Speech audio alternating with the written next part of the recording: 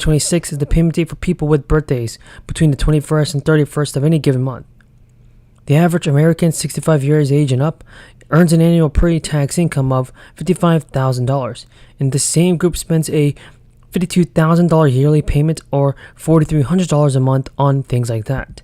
That income doesn't lead to a lot of extra cash for the unexpected expenses or emergencies.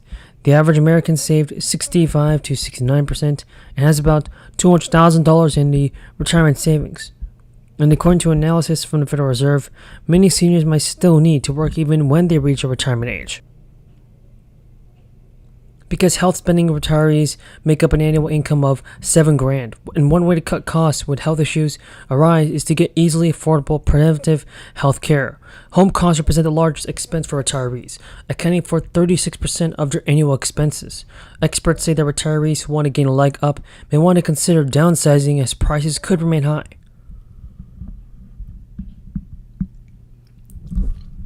This can mean selling your current home for a profit, which leaves you room to stash away money for retirement, boost your emergency fund, or pay off debt. One drawback might be that you also pay a higher price for a replacement home in the market, and at $6,500, food prices account for over 12% of the annual increases in expenses for those 65 and older. But meal planning is one way to overspend since it doesn't involve shopping for food items as opposed to regularly eating out. And also, major prescription pricing legislation to cap the cost of insulin is also in danger of falling. The legislation is a priority for Democrats, and Chuck Schumer has said that the hope was to combine the insulin bill and legislation reforming the pharmacy benefit manager industry. It will be a package that can get bipartisan support and a vote before the end of summer. In a press conference, he said that passing an insulin bill was a very high thing and a very high priority.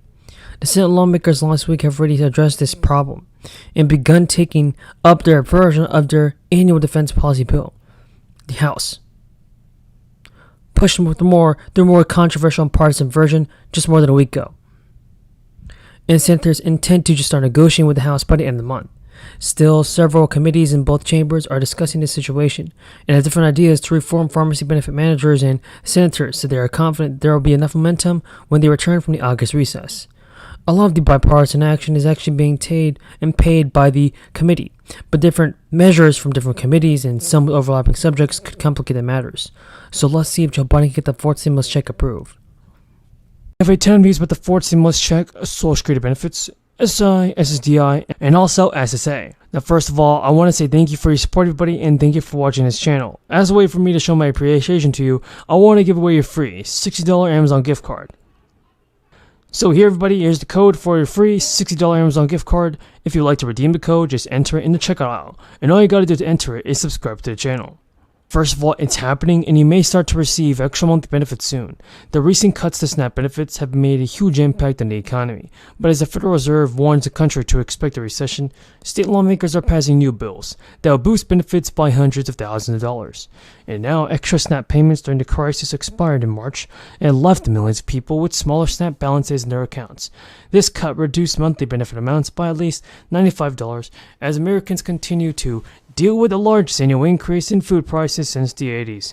And according to Morgan Stanley estimates, this reduction has had a rippling effect as cuts led to a $4 billion economic that is borne by the fund. One other option being discussed is raising retirement age. Republicans like Louisiana Senator John Kennedy and even his presidential candidate have recently proposed doing that. Last year, a group of House Republicans called for increasing the retirement age to 70 years old for Social Security and Medicare. That's then indexing it to life expectancy. But it's not only Republicans supporting the change, because many of the Democrats have shown their support for a higher retirement age. Raising the eligibility age is not an insignificant proposal. Research has found that raising this would actually increase and cut monthly Social Security payments for early retirees by about 15%. And people in low-income or blue-collar jobs would see their retirement cut the most. And according to USA Today, the average cost for a gallon of regular gas that is up 21 cents in just 1 month. The national average price for a gallon of gas was $3.67. On average, the gallon of gas is also widening variably across the country. For instance, in California, it was $4.20. In Mississippi, it's $3.16.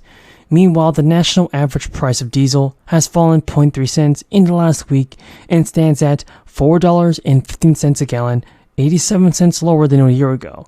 But according to analysis at JP Morgan, oil prices are poised to rally soon, as the Federal Reserve is expected to pause its rate hikes. Since the 80s, the final increase in a tightening cycle has been followed by increasing in the price of Brent crude 3 months later, returning an average of 9%. Now, it's the most traded of all the oil benchmarks and is defined as the most drilled in the North Shore fields. The main takeaway is for now that if the Fed pauses its rate hiking campaign soon, the most likely scenario is that oil performs well. Markets expect the Fed to raise the rates one more time, lifting them by another 25 basis points.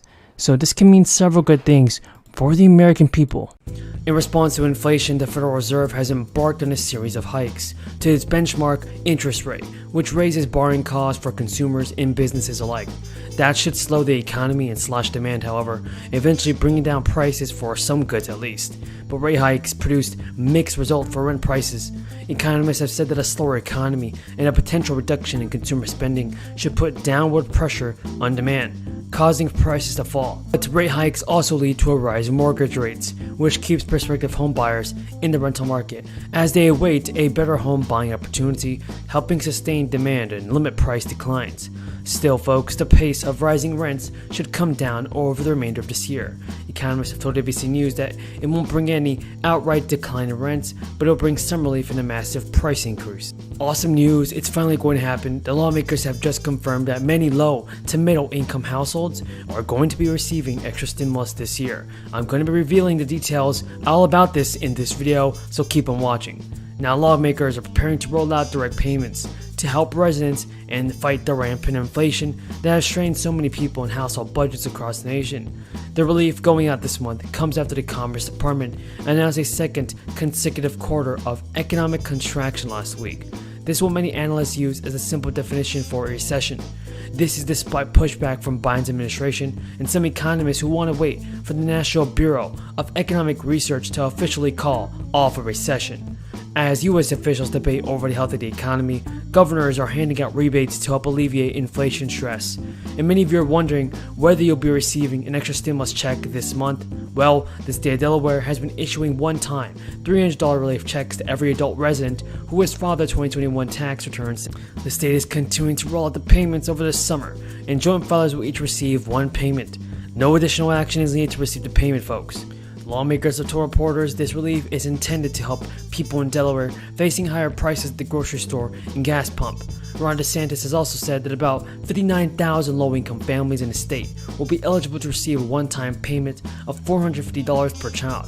DeSantis told reporters that the new checks will help offset the cost of rising inflation, especially with the new school year approaching. He added that the new one-time payment can be used for anything from buying diapers to fueling at the pump. The checks are part of the Hope Florida program, which is being led by the Florida First Lady.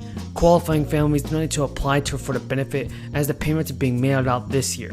Since May of this year, Georgia has been sending out one-time rebates to taxpayers who filed their state tax returns for 2020 and 2021. If you reside in Georgia, note that the refund will be based on the filing status of your 2020 tax return.